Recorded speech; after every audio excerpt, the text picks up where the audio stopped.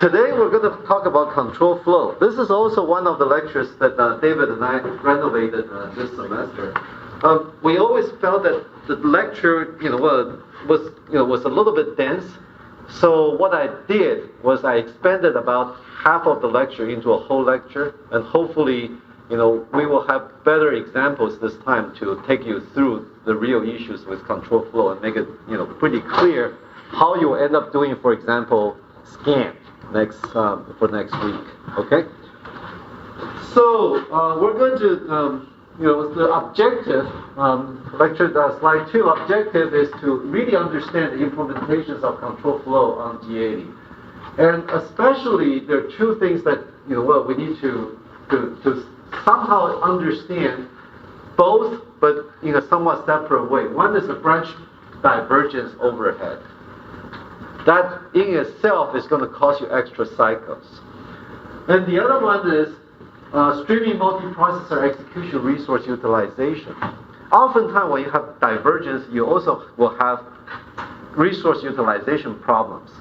On the other hand, you may also have resource utilization problems even if you don't have divergence in some cases. So, I want to make sure that you really have a good understanding of these two related but somewhat separate concepts.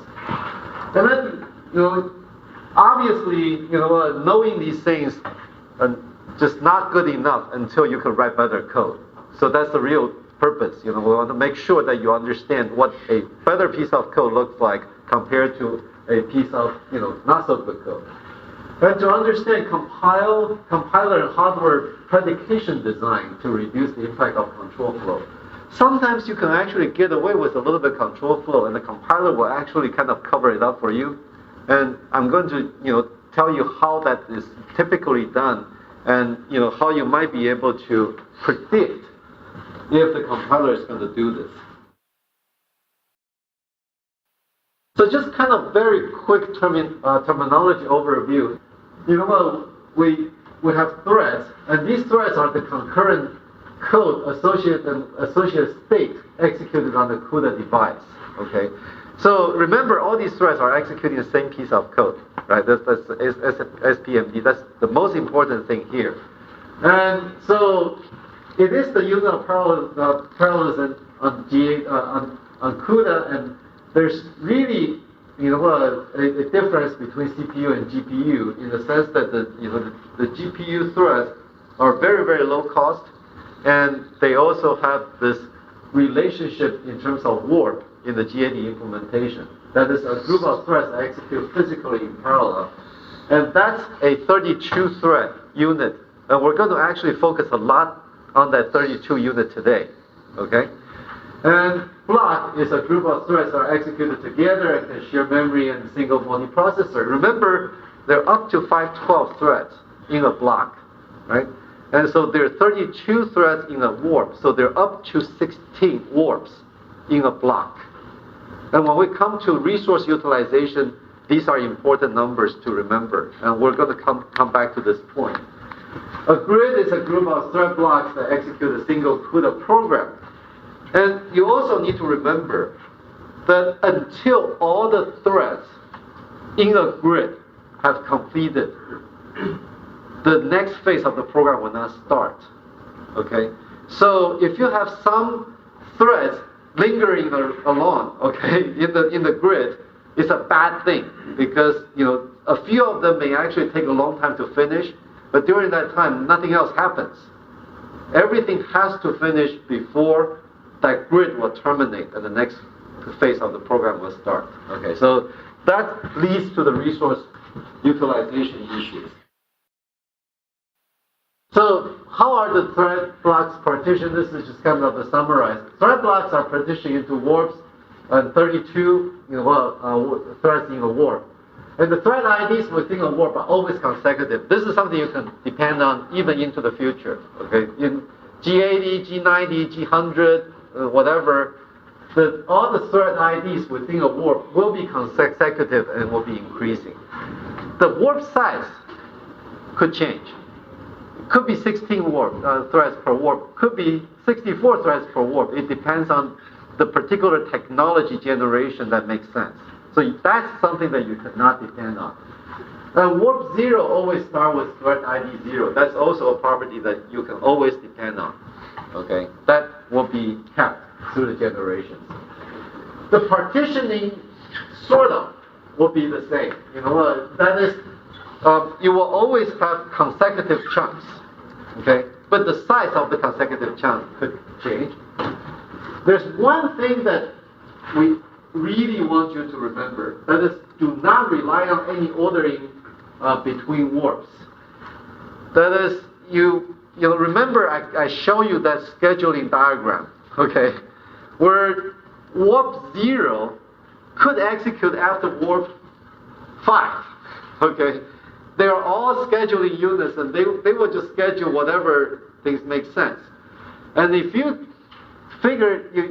somehow depend on the order that warp 0 will execute before warp 5, it may work by accident in some of the generations, but then you could be endless trouble later on.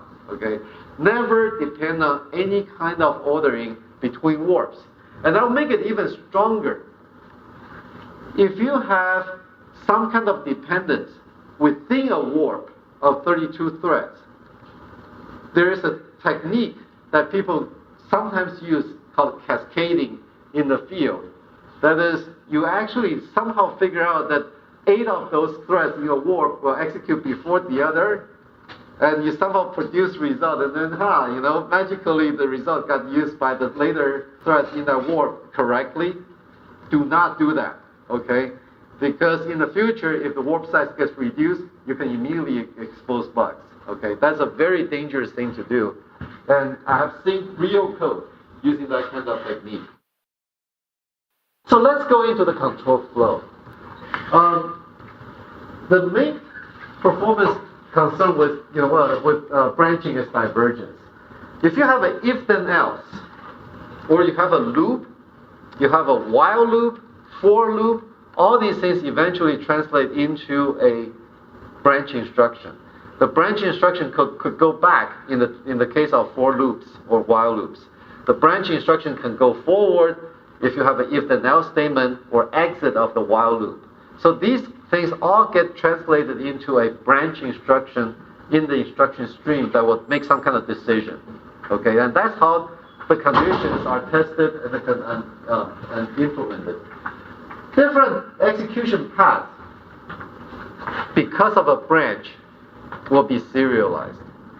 That is, if you have an if then else, conceptually what you can think of is the hardware will actually figure out if all the 32 threads in that warp will go in one, just follow the then path, or in some cases you will figure out whether it's always going to, all the 32 threads will follow the else path, or in a more general case, some of them will follow the then path and some of them will follow the else path. Each one has a different performance impact. If all the threads follow then path, it's minimal overhead. Okay? Meaning that if no threads will follow the else path, then the hardware mainly just execute the if path, and things are okay. Same thing with if everyone goes through the else path, then the hardware will just execute along the else path, and very little overhead. What really happens when you have both is that the hardware will actually take time to follow the then path, and then it will reset, okay, and go back to the beginning of the if then else and follow the else path. These two steps are done sequentially, and in each phase, in each of these two steps, only part of the warps will be activated, so you will end up using resources almost twice the amount of time if you have two equal length paths, and each time you'll be using less than full resource. Okay, and that's a very wasteful way of executing a parallel program. So that's the divergence problem. Okay. So a common case is that you typically will see the divergence when people use indices thread indices to make decisions. So a very simple case is you say, oh, I'm going to do a test in my code and say, if my thread ID is greater than 2, I'll do something. Else, I do something else, right? So only the first 0 and 1 threads will do, what you want, and then the rest, you want to skip. But this will create 2 execution paths. One path, one step will involve those 2 threads, 0 and 1, okay? And the other step will involve threads 2 through 31, okay? So the branch granularity in this case is less than warp size. However, if you say, if the thread ID divided by warp size is greater than 2, this means that you take, remember there's the thread ID is within the block, right? So it can be anywhere from 0 through 511. So if you say that the thread ID divided by warp size is greater than 2, that means you're going to activate the first 2 warps, okay? And you're not going to activate the rest of the warps. So in this case, every thread in the first 2 warps will be executing the then part, right? And all the threads in the remaining warps will be executing the else part. And there's no divergence within the warp. For each warp, they will not require 2 separate steps to go through all the threads. Okay, so that's why in the second case, there's no branch divergence. Okay? So once this should be pretty clear, right? So now let's go into some real examples. Make sure that it's really solid before we start to look at code examples. So let's look at something, the parallel reduction, and since given an array of values, reduce them to a single value in parallel. And this reduction doesn't have to be a particular type. It could be a sum. Okay, the very typical thing to do with reduction is to calculate the sum of all the array elements. But that's not the only case that you will do reduction. You could also do something like max. Okay, you can do a maximal, find the maximum of among all the array elements. So you could, a typical way to do maximal is you find the bigger one between each pair, and then you find the bigger one between the pair of pairs, and eventually you find the biggest one, right?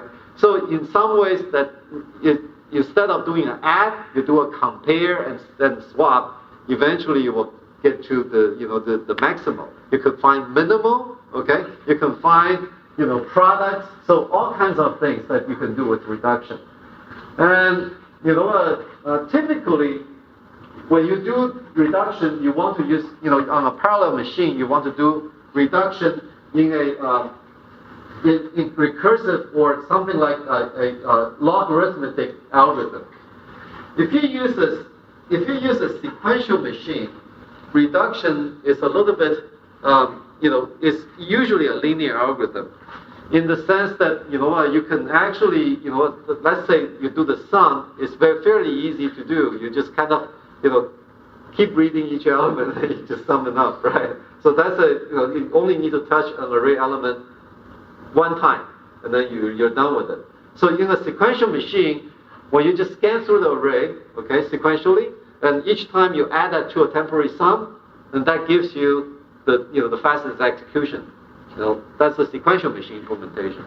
But in parallel machine, oftentimes we're willing to spend more, steps, but hopefully these steps can all be done in parallel. If you go back to the sequential implementation, when we take a partial sum and take one element at a time to add into it, every step is sequential. You need to finish the previous step before you can actually go into the next step.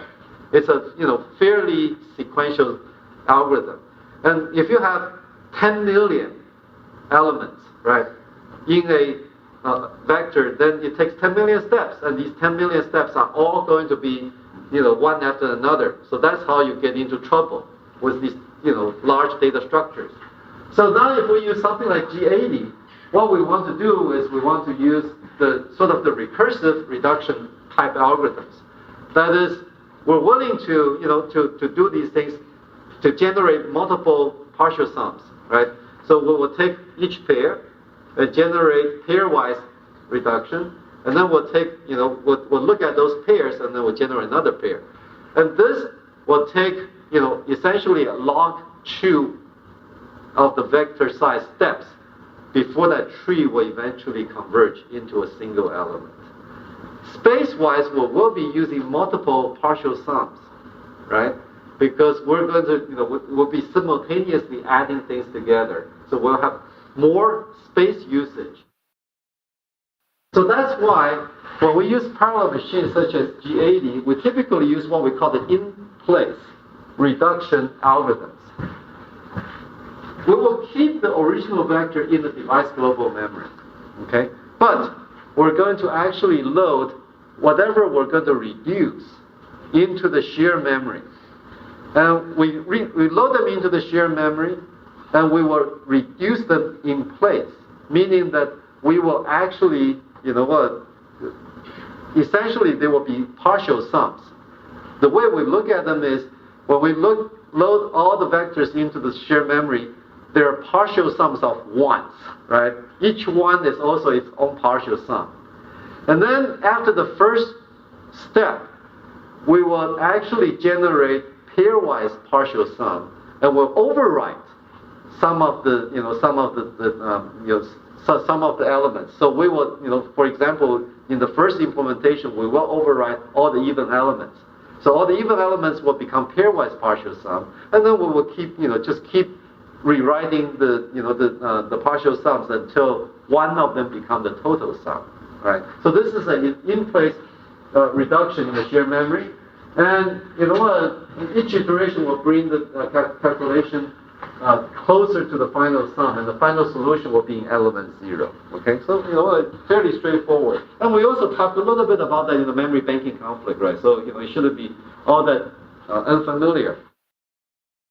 So let's look at a simple implementation, and we'll kind of analyze it a little bit about its performance characteristics. So we will assign the thread ID to T, and so we will start with what we call stride as 1. So essentially, we will we will have a stride that will be 1. And then we will multiply it by 2 every time. So it will be 1, 2, 4, 8, 16, 32. Right? All the way until stride reaches the block dimension. That is, the size of the block. So that will be the chunk of the data that we will be adding up. So, in terms of the bigger picture, if you're summing up a large number of vectors, more than 512, what you would do is you will have each block, right, to generate a partial sum of 512 elements, and then eventually we'll just kind of put them all back together, right? So that will be sort of a 2-level picture of that. But now we're going to be focusing just on the computation within that block. So in each step, we will synchronize, meaning that we will make sure that all the threads have finished the previous iteration. Okay? So remember, this is a partial sum thing, right? So, each thread will be independently doing some partial sum. But before you go to the next iteration, you want to make sure that the previous step has been completed for all the threads in that block. Then you can safely take the partial sum from that step and generate the next one. So that's why you will have the same thread before you go into the next iteration, right? Okay, so what we will do is we will, in this simple implementation, we will say if the thread ID is a multiple of 2 times stride, then we will do this. We'll do the partial sum addition. But if you're not a multiple of the 2 times stride ID, then you will not do anything. Okay? So this essentially can be viewed from this simple picture here. So what I will do in the first iteration is I'm going to take, remember stride is 1. So I'm going to take, the thread ID and the access one element and the stride ID plus stride, thread ID plus stride, which is 1. So I will have 0 and 1, and 2 and 3, 4 and 5 in the first iteration. So I will generate all these partial sums. So when I look at it carefully, I will see this picture. Okay? So I kind of color-coded the picture to reflect how the threads will work. So let's start with the orange thread. The orange thread is, the thread that will essentially execute for, most of the time on this machine. You will start with the first iteration, we'll add elements 0 and 1. Okay? And stride at this point, at this point is 1. So, essentially when you do the division, you will have, this thing will be, will have a remainder 0. So this thing fits that first test, and you will execute this first step. However, thread 1, thread 1 will fail that test, right? When you do the remainder test, thread 1 will have a 1 rather than 0 remainder. So right from the beginning, right from the beginning, thread 1 is not going to do anything. And we already created a divergence for that branch. The first, thread 0 will have an execution, thread 1 will not have an execution, so you already have that divergence going on. And so these two threads, thread 0 and thread 8 in the picture will execute multiple steps. And then if you look at the next thread, thread 2, it's kind of an interesting case here because in the first test, it will be a multiple of stride. So that's why you're going to execute that 2 plus 3. But as soon as the stride becomes 4, remember stride will be multiplied by 2 every time. Then when you divide 2 by 4, the remainder is no longer 0, right? So you will be disqualified for the next step, which is what you want because whatever you calculated already got incorporated into the partial sum, so you don't really need that thread to execute anymore, right? Which is reasonable. So if you just look at the picture, I use the color-coded picture to show that some of the threads will execute for more times than others. And once you get into the yellow one, the yellow one will execute one more step than the green ones, but eventually it will also be turned off. So let's make a few observations about this execution. Any questions about this execution? Okay, good. In each iteration, 2 control flow paths will sequentially traverse for each warp. Okay, so in that for loop, you will end up seeing 2 different control paths. And threads that perform addition and threads that do not, right? So, it all depends on, if there are multiples of the stride at that point. And threads that do not perform addition may cause extra cycles depending on the implementation of the divergence. That is, remember, this is a kind of an easy case where, you either do the then part or you don't do anything, right? So you can easily imagine that if you don't do anything, there could be some kind of implementation, right? That says, oh yeah, I don't need to do anything, so I don't need to do that second step. But it depends on how smart the hardware implementation is. It may also cost you just a couple cycles just to figure out that there's nothing, right? So these are implementation-dependent kind of things that you cannot really rely on. No more than half of the threads will be executing at any time on this machine. Okay. If you look across all the blocks, okay, if you look across all the warps, no more than half of the threads will be activated at any given time in this piece of code. Okay? right from the beginning, remember that thread 1 was already disqualified, right? So right from the beginning, you'll have no more than 16 threads actually executing in that warp. So that happens across all the threads in the grid, right? All the blocks, all the warps, everything. Okay. So you immediately took away half of your resources from the execution. Okay. And what's really happening is each warp will be executing kind of in a kind of a handicapped way. But all of them will kind of make slow progress. Okay, all of them will make slow progress, but all of them are making progress in a handicapped manner. So, on average, less than 1/4 of the threads will be activated for all the warps over time. If you look at sort of the reduction, okay, the initial first 4 or 5 iterations, you will have half in one iteration, 1/4 in one iteration, 1/8, 1/16, right? So across those first few steps, there's going to be, essentially less than quarter on average, right? If you look across on average, less than 1/4 of the resources will be used, right? After that, it gets even worse.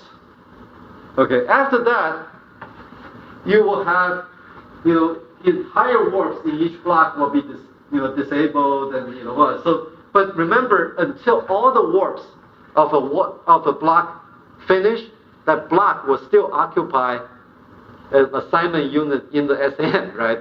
So until all the warps complete, that block still occupies that space. No other blocks can come in. Okay, not a good situation, right? So, but after the 5th iteration, warps will begin to turn off. Because you will have, essentially at that point, every warp will either have 1 that remains to be sum or 0. Okay? So that 1, for the warps that still has that one thing that has not been accumulated, eventually something will happen, right? So, it will take place at some point, and it will take up to another 4 iterations, okay, for all the warps to go away. So you have 4 iterations, within each warp to go down to 1 element, and it will take, another up to 4 iterations if you have a 512 thread in order to, eventually go down to 1. So at that point, you retire the block, okay, and you will be using, resources in a fairly inefficient way. So on average, you will have far less than 1/4 of the resources being used throughout this piece of code. And if you get anything more than 1/4 of your peak performance, there's something wrong with this. Okay, then I need to understand how you got it. Okay, so this is the intuition I want you to have. When you look at some of this code, until we have much, much better programming tools, this is the intuition you need to have. Okay, but in 10 years, if these guys build good enough tools, then you don't need to have this kind of intuition, right? What are the shortcomings of the piece of code? Well, there's one is the divergence because of that test, and one is actually you need to go back and review this a little bit if you don't remember, there's a bank conflict in access. So you will actually have wraparound access because each thread is actually accessing 2 elements, consecutive elements. So you'll be wrapping around once, okay, in your code. Okay. So these 2 things can be both addressed with a better implementation of the algorithm. It actually looks pretty similar. It's not dramatically different.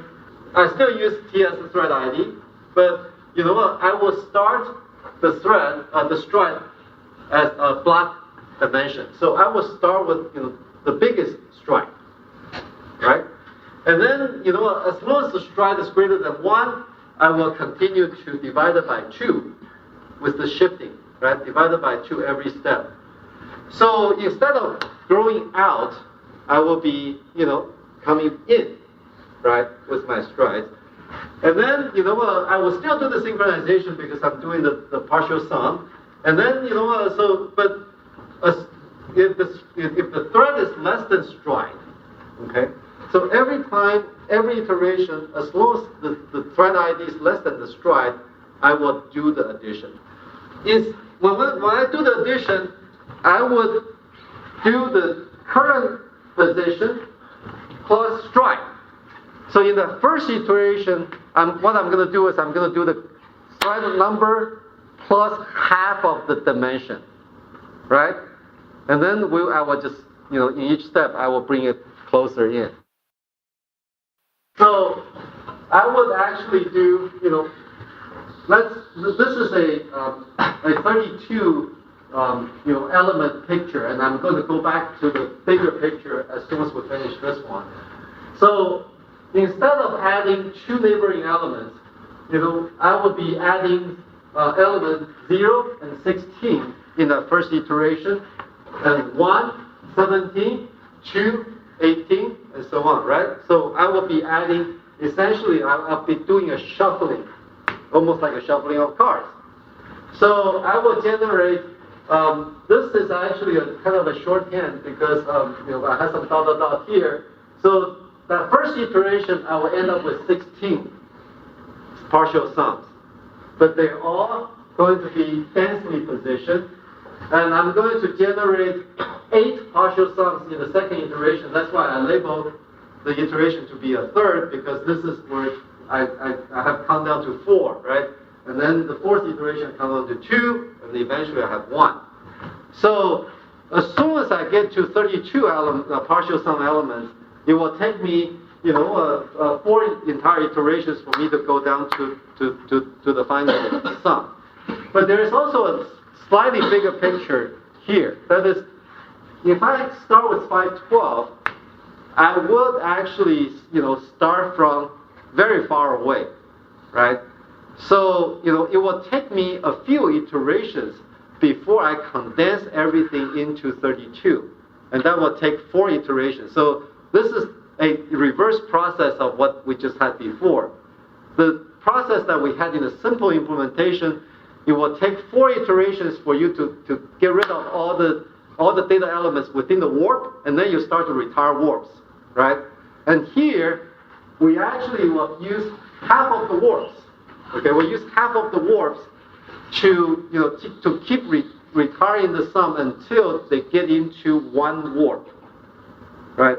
And then once we get to the 1 warp, we will actually begin to do the 4 iterations. If you look at the computation, what happens is that we're going to, right from the beginning, we're actually going to have only half of the warps active, right? The other half will actually fail the test, okay? So the other half will now, be idle. But for the half of the warps that are active, they will be all working full force, okay? They will be all, all the 16 threads will be adding, okay? And then you will retire another half of the warps. The other half of the warps will not disqualify all the time. There's no branch divergence within those warps. They're all dead, okay? So, but all the quarter of the warps will be executing in full force, okay?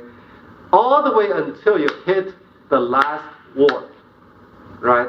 And that's where you will have, eventually you will have branch divergence, in the sense that you will still have, situations, the last few iterations, you will have branch divergence, because within the warp, you will still have ones that qualify and ones that disqualify. But that only happens to the 1 warp, okay, that remains in the end. So all through the execution, you will be executing these warps at faster rate. Fewer warps, faster rate, okay, until you hit the last warp. And that last warp will have divergence. Okay, make sense? Good.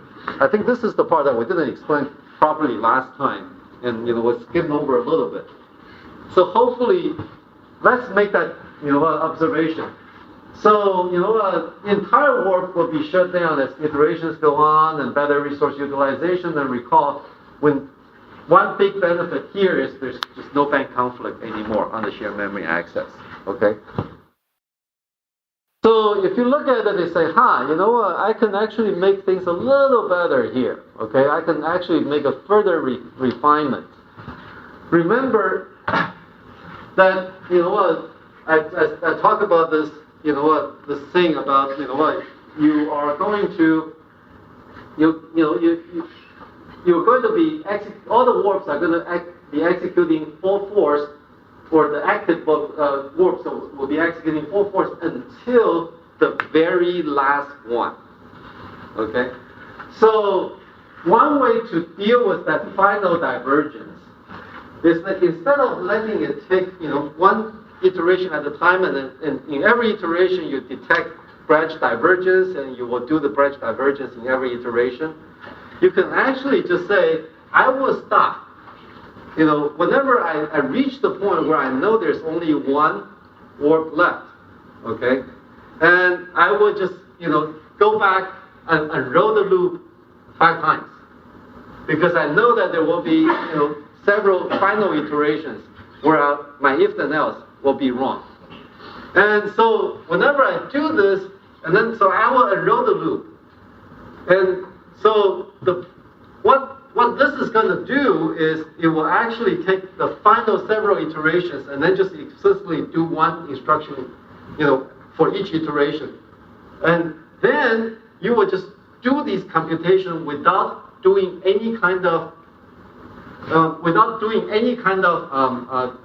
branching. So you will be doing some extra computation. There will be some of the threads that will still be adding. Okay? And their results will not be used. Right? The only ones that will actually lead to useful results are the ones that I marked as red in the previous picture.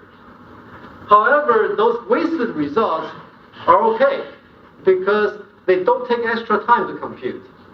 Okay? So they will be, you know, also busy, you know, consuming some resources, but they don't take extra time. For the ones that you do need, you will be able to crank through them faster because you no longer execute the if then else and, you know, all the branch divergence kind of testing. Yes? If the warp size are different, yes, is that code still correct or not sufficient? Still correct? Yes. The code will be correct, but it may not be efficient. If the warp size changes, yes, this, especially if it decreases, this code might not be correct because you've taken out the synchronizations in the if statements. So there's an implicit optimization that you made there that a warp is synchronous with itself. I forgot about synchronization here. Yes. So it will not be correct. So take this as a forget about this optimization, I guess. So I should forget about this optimization. This is sort of a very architecture-specific optimization. So a warp is synchronous with itself.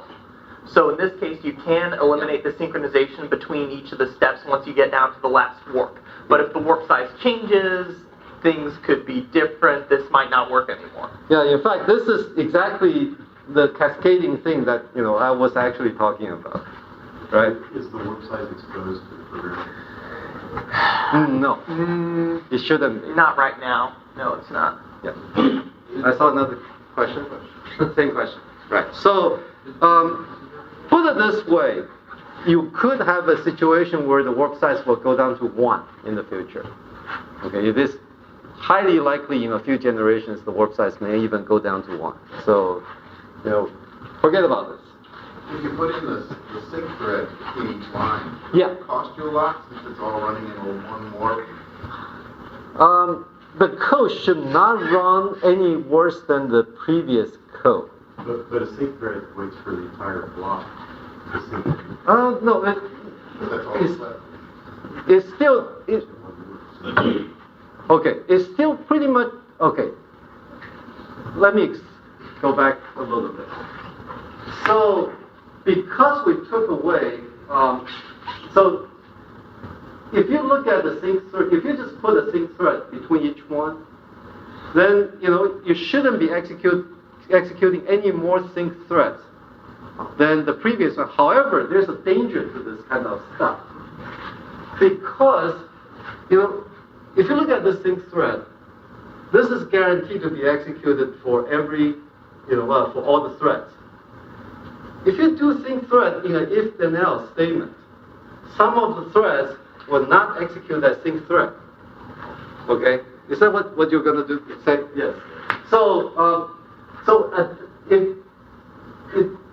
chances are it's going to cause you trouble because theoretically sync thread is something that every thread will need to report and say I'm here. Okay? So if you do the sync thread thing, in this code, I think it's actually going to be problematic regardless how you do that. Even if you add a then part or something, it's probably still going to be problematic. So that's why, I said, forget it. Because as soon as you mentioned that, I said, okay, I don't see any reason, any way for me to correctly do this piece of code and will scale to the future. So, okay, so treat this slide. In fact, I'll change the title of the slide. I will say, a tempting refinement that should not be done. Yes? Shouldn't the sync threads be at the end of the for loop? No, yes or no. Essentially, what this one does, because it depends on when you loaded the stuff into the shared memory. So if you load the stuff into the shared memory, having a sync thread at the beginning of the for loop will allow you to sync and make sure that all the things are properly loaded. You see what I'm saying? Otherwise, you will have to have a sync thread, after that loading process before you go into the loop anyway. So you're not going to be saving anything. Well, I was wondering about the last add though. Because on the other hand, when you exit the for loop, the last computation needs to be synchronized before you go into the unrolled part. So maybe so there has to be a sync thread here. Right. Yes. So either way, that's the other bug. Yes. Yes. So we have 3 bugs in this piece of code. Okay. The concept of predicated execution is fairly simple. Before 9/11, I used to explain that in a somewhat different way than what I do today. It's an instruction that accepts an additional operand. Okay, and this operand is a Boolean operand. It's either true or false. So if the Boolean operand is true, the instruction executes normally. If the Boolean operand is false, the instruction is treated as no-op.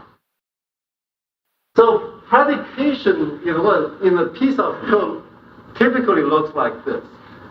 If you have an if then else statement, let's say if x is equal to 10, then you do the addition, C.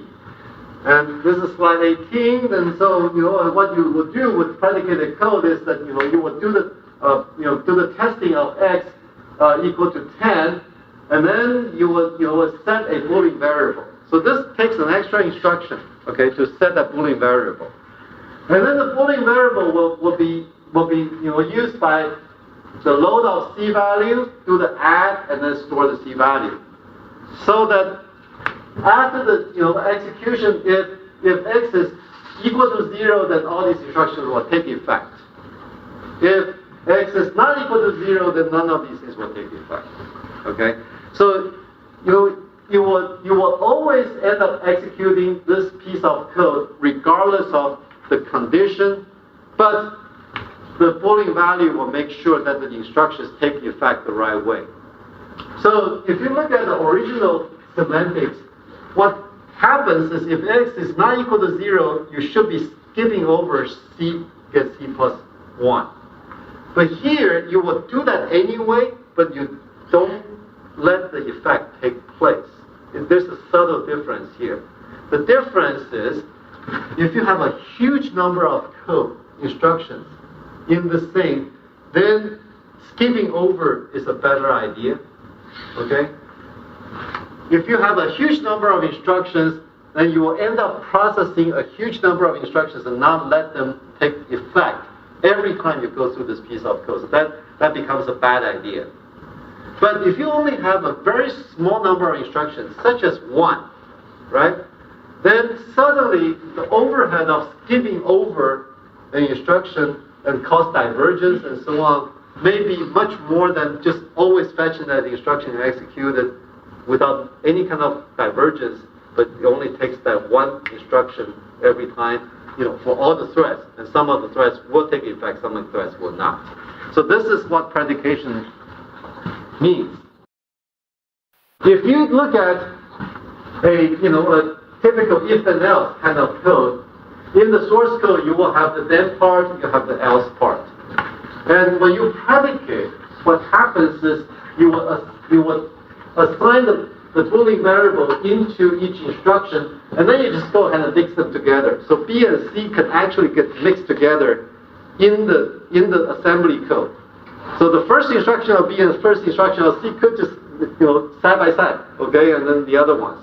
So this will typically give you more independent instructions after a load, for example, okay.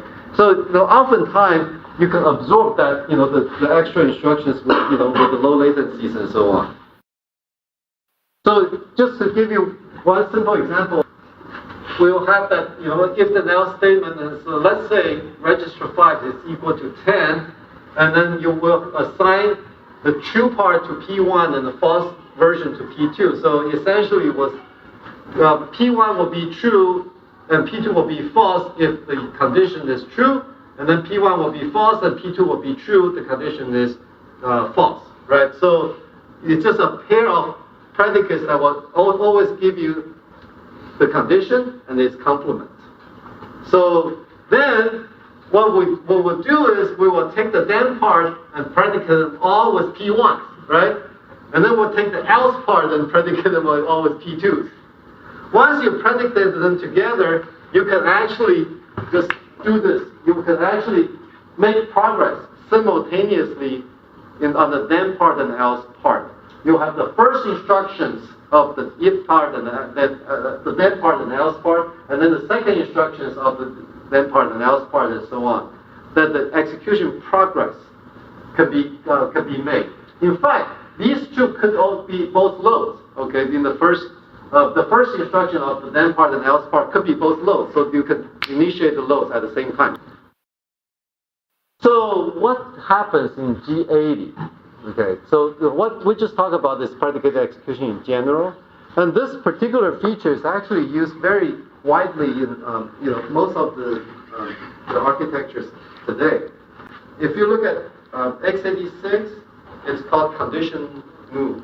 Okay, so if there is a predicated instruction that does it, and if you look at Itanium, there's a very broad range of predicated executions, predicated instructions. In fact, some of these Intel people still blame me for getting them to use the predicate execution in their architecture, in the Itanium architecture. So essentially on G80, you will see a comparison instruction that sets a condition code. Okay, and so there's only one. Okay,